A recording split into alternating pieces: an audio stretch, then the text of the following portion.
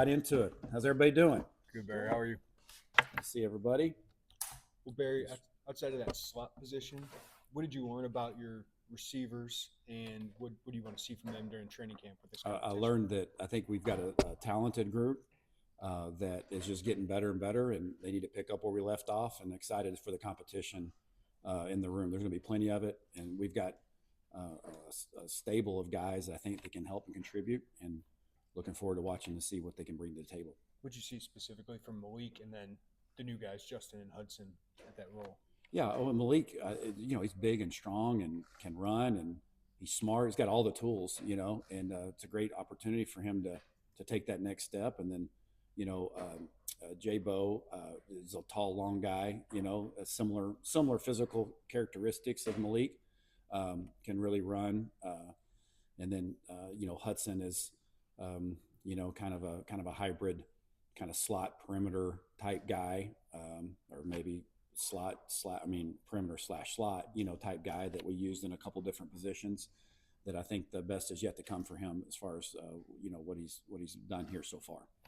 Anything unique, the goals that you want to accomplish this year's camp versus years past? I don't think anything unique, just going to get better. Just go to work. We want Friday's practice to be the best practice that we could possibly have. Organization, details, energy, focus, execution, those types of things. Just taking it one day at a time and just trying to, in the present, to get better. That's not unique to any camp. It's coach speak, but it's real speak, and that's what we got to do. So on the receiver front, both Brett and Luke seem pretty eager about Colin Dixon. What did he show you last year and in the spring, and what are you looking for out of him this year? Yeah, Colin is just he's just a super consistent performer. He's kind of cut from the same cloth as Pat a little bit in regards to just the way he works and he blocks, and he's a unselfish player, and he's tough, and he's kind of everything that you stand for. That football is good. It's good about football. So and he can run, and so he made enough plays last year to to make the impact that he did, and I think big things are ahead for him. But he's just he's a steady player that gives us all every day, and you get the best out of him and what he is. Coach, it's unusual to bring back a starting quarterback for 3 years this day and age. What's that do for you as far as your starting point when you have a guy like that that is going to be there? And what's kind of the next step for Luke, you think? Yeah, that's a great question. And so you always got to keep in mind, that's one of the challenges is this time of year is, you have maybe 4 or 5 linemen that have a vast experience in the system. You have a few backs that do, but you don't necessarily have that at all positions, maybe most notably the new faces at tight end and receiver, so you've got to manage, pushing Luke and the other guys that are returning and they're familiar schematically with what we're doing, all the while not leaving the new faces and the new additions behind, so that's a constant pursuit of that blend that we're trying to get done to help us move forward. So we kind of gauge that as we go. And then particular to Luke, he's got a lot of confidence in what we're doing, how we're doing. I think I know him very well. He knows me very well. And it's just a little small details for him: rhythm, timing, decision-making, consistency, all the things that you would ask for any quarterback. I know he's willing and really excited to play his best football. That's what we want. We just want him to play his best ball that he's played since he's been at Illinois this year. To dovetail off that, Barry, when you have so many returners coming back on your side of the ball, does that expedite the idea of install and how much time we have to spend on kind of the basic fundamental things, or does it not change the way you address the ball? It doesn't change it greatly. I mean, to some degree, there's, obviously with the spring ball and even the summer work, things have really shifted over the last several years to where the time that you're afforded with them in the summer, just not long ago, I don't know the exact number, but, 8 to 10 years ago, yeah, you really weren't doing much in the summer. And so it was like you kind of had to kind of crawl into that fall camp. And, just not long ago, we worked with our guys, and so we did, so that does affect things. But yeah, so we want to push it forward, but also our identity is our identity, and what we've been and what we are, the core foundations, the principles of what we're trying to do offensively haven't shifted at all. And so the tweaks, the nuances, that may afford us a little bit more to be able to get into those a little bit earlier, but we don't want to leave those other guys behind because we need depth. We need all hands on deck. How eager is Caden to get back out there, and how much do you root for a guy after what he went through last year? Well, yeah, he's really eager. He's ready to go. He's fully cleared to go. He's been cleared. So I think our team's ready to have him back. I say this a lot, or I say this. I have said this, and those guys that, and there's a bunch of them in the program that miss, a season, significant time, and they're in the training room for a long rehab of whether it be 6 months, 8 months, 2 months, 3 months, and that's the only people that really experience that and understand what they're going through are the ones that went through it. And when you work year round to play and you get that taken away from you, it's hard. And so for Caden and for others that went through that, that's hard. Cole Rusk, went through it. That's hard. And so I know they're excited to be back. We're excited to have Caden back. Looking forward to what he brings to the table. What advantages or differences have you seen leading into your fourth camp as opposed to maybe your first, because you are the longest tenured Big Ten OC, actually? Okay. Well, I would hope that I'm a better coordinator and coach today than I was sitting before you, 3 years ago, under Coach B's guidance, trial and error, learning the league, learning our players. I want to be the best version of myself this year. I'm excited about the staff that we have around, on our side of the ball that help support me in that quest. And, it's going on year 4. It's hard to believe it goes by fast, but, the culture is super healthy. We've got talent here. The system is pretty, what you would say, stable or established. And I'm looking forward to helping try to take that to another level, using the skills of our players. How much do you continue to tweak that maybe? A lot. Yeah. Constant pursuit of tweaking, always looking at ways we can fine tune things, better things. And that's our collective minds as a staff, watching film, evaluating the season, evaluating the spring, studying things, studying different people, visiting places.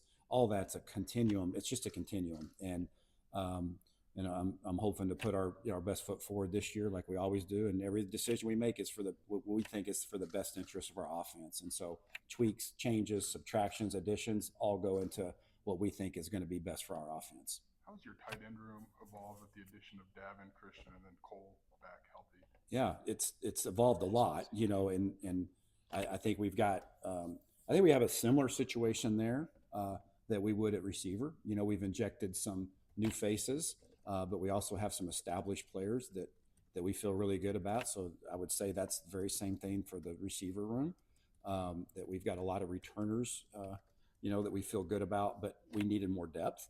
And we brought that in, and excited to see those guys in action. Hadn't seen them a lot, got a little sneak peek of Davin in the spring and liked what we saw from there. But excited about Christian and seeing Cole full speed.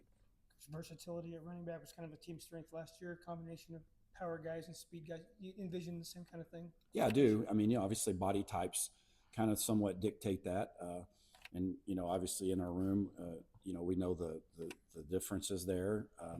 And excited to see the young guys, the two young pups, and as they come into their first, really fall, and excited to see what they bring to the table. To feel good about that room, and we want to play to the strengths of those guys. But we think that combination-wise, there's a lot of things that those bring collectively that make that a really solid room. Barry, what did you learn about Ethan and Carson in your first spring with them? And obviously the reps become more valuable right now going into training camp.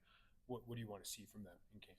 Yeah, I think Ethan, I saw, just a couple things that stick out to me. I saw, a guy that's experienced, which you would hope that he would, obviously he was, so that's not a subjective opinion. It's a very concrete. He's an experienced player, but he presented himself like that. I've been around experienced players that don't present themselves like they're experienced, and especially learning a new system, told new language that I think he had been at Northern for 3 full seasons, if not 4, I think maybe 4. And, been in the same system and then learning a new language. Really impressed with the way he absorbed that. Very cerebral, very smart. He's played football and he's got a really good arm. And that's really stuck out to me, is that, when the play presents itself, he takes it, he can make it, and he's really tuned in mentally what's going on. And then with Carson just got better and better, throughout the spring. Carson has he has a tremendous skill set physically. I mean, as far as just the arm and the mobility, and so just super impressed with the way he continues to carry himself as well. The way Aiden Wofford closed the season last year is probably the best stretch of football we've seen him play at Illinois. How do you see him build on that in the offseason and seemingly be in line for a pretty big role? Yeah, for sure. I think that really, obviously to rush for, I don't know, I think 180 yards maybe or something like 170 against, a Big Ten opponent that plays really good defense. I think that would be good for anybody's confidence. And I think that's what I saw from Aiden. And then and I don't think he's ever lacked confidence, but I think that was a solidifying moment for him of like, yeah, I'm going to do this. I can do this at a high level. And then I thought he made some outstanding runs in the bowl game as well. And so I don't think he's looked back, from that moment. And, he kind of got untracked with being not super healthy earlier in the year last year. And, but I mean, just the way, there's nothing you can't do with him. And that's one good thing about all of our running backs, even though they have different skill sets. I don't think there's anything that you can't do with any of them, from a schematic standpoint. I'm talking about escaping out of the backfield, pass protection, inside zone, outside zone, gap schemes, whatever it may be. I feel comfortable with all of their abilities to execute the playbook from A to Z. How much are you using preseason camp as trial and error, whether it's calls, whether it's personnel groupings, whatever it is? Just do you get into August and know that, okay, this is going to work, or you have a good idea this is going to work, or do you get into August and go, wow, that really did work? Well, I think, hopefully there's not a lot of trial and error going on anywhere when we coach, because the practice reps and the preparation, the meeting time is so valuable and critical. I think really at this next camp, really about, I think 40% of all of our practices that we'll have all year long are done during camp, as far as our hardcore practices. And so those are so valuable and precious that now to your point, I know what you're asking about, a scheme here, a tweak here, a guy here. There's some of that involved, but we're into getting our team ready for the season mode. And so a lot of the stuff that's already been vetted was kind of vetted through spring, through the summer. And now we're kind of really focused on, like, here's what we think the strength of our team's going to be. Still a little bit TBD, right? So what are those position groups we talked about, who's emerging there? So there's a little bit of that TBD, but obviously in all systems, there's enough pliability there to make that bend towards the strength of your offense. And so that's probably the nuance that you're referring to. I think that's a great question. In that regard, is like there's a little bit of that, but for the most part, it's pretty locked in on who we are and what we're trying to get done. Luke mentioned in Vegas wanting to be able to maybe run a few guys over or something like that. Yeah. That's something you guys would like to see him do, or not necessarily? Well, he was talking about his weight gain. Yeah. Well, I've gained weight too, Luke. I'm not trying to run anybody over, and, so I know what he's feeling good about how and he should. He's worked hard, like our whole team. Tank and his staff have done a great job with our whole team. He's in great shape. Luke's in great shape. The added weight is a good thing. We want him to be the quarterback, and when it presents himself, I think to his point, that added weight should go a long way in helping protect himself. But I don't think we're going to put a neck roll on him anytime soon and try to get him isolated on a Mike linebacker. If the Northwestern game was maybe affirmation for Aiden, just that you could do that, just what carryover did you see in the spring maybe off of that? Yeah, I haven't really noticed. I don't think you notice a change in his demeanor or who he is or the way he works and presents itself. I just think, listen, and when you accomplish something like that, I think it adds a feather in your cap. And when you get feathers in your cap, you play and present with more confidence. And I think it's really that simple for him. I think just experiencing that moment of, having a breakout game like that and a strong breakout. That just goes a long way in propelling a player in his confidence.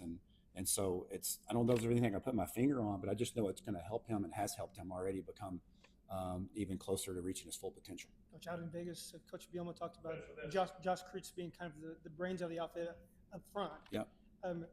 We'll ask Bart about it tomorrow too. But what's that do for the communication with that group, especially on like the zone plays and the pass protection schemes? Yeah. Well, one of the keys to success in any organization is communication, and it's all around us, right? Coach talks about it all the time, and And obviously, offensively, one of the most critical things is, you know, the quarterback's communication with the team, and then the center, his communication with the guys up front. And obviously, Josh going on, you know, several years now of playing for us, super tuned into his roles and responsibilities. He's got a voice that people listen to. He directs traffic extremely well for us.